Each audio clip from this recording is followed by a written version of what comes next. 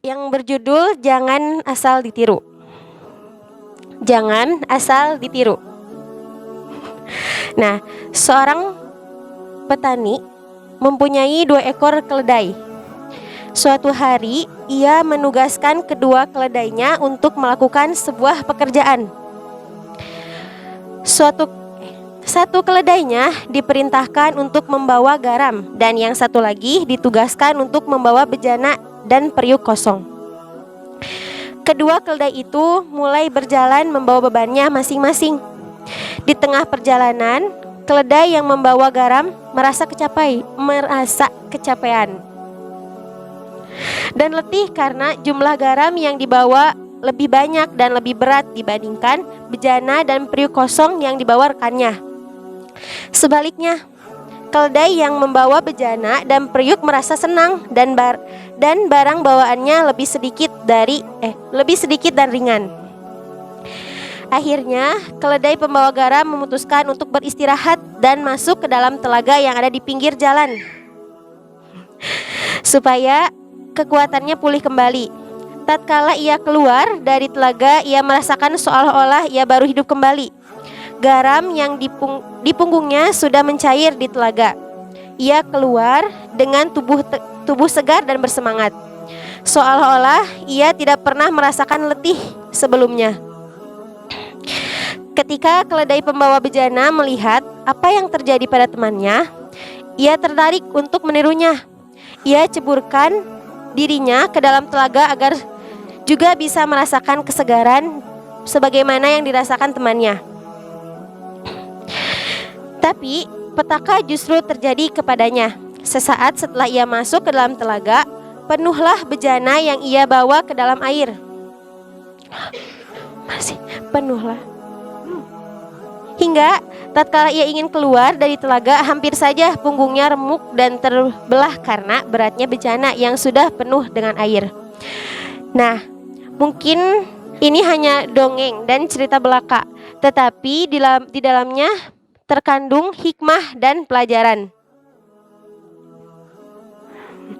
Nah, teman-teman ada yang bisa nyimpulin dari cerita tersebut apa sih hikmahnya?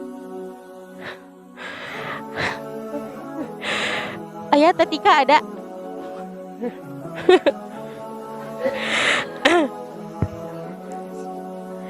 Nah, jadi gini ya teman-teman. Yang pertama, sesuatu yang bermanfaat bagi orang lain belum tentu bermanfaat juga bagi diri kita.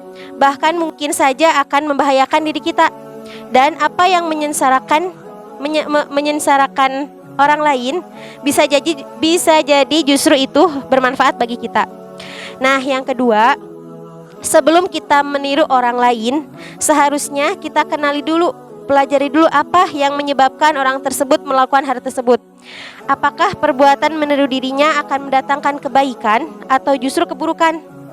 Yang ketiga, apabila kita menggunakan akal semaksimal mungkin, bisa jadi justru kita akan membebani diri kita dengan sesuatu yang tidak sanggup kita pikul.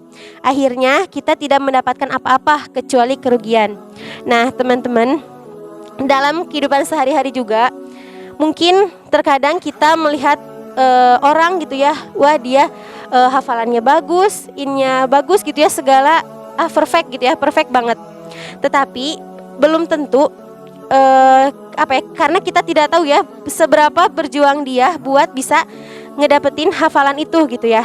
Seberapa dia nggak tidur, dia menjaga makannya gitu ya. Nah, jadi ketika kita melihat kelebihan orang lain, jangan sampai kita tuh iri, ingin bisa di posisinya. Karena kan Allah juga bilang gitu ya, Allah mengasih suatu kelebihan ke suatu kaum gitu ya, dan udah dikasih kelebihan juga untuk diri kita gini ya. Jadi punya kelebihan masing-masing.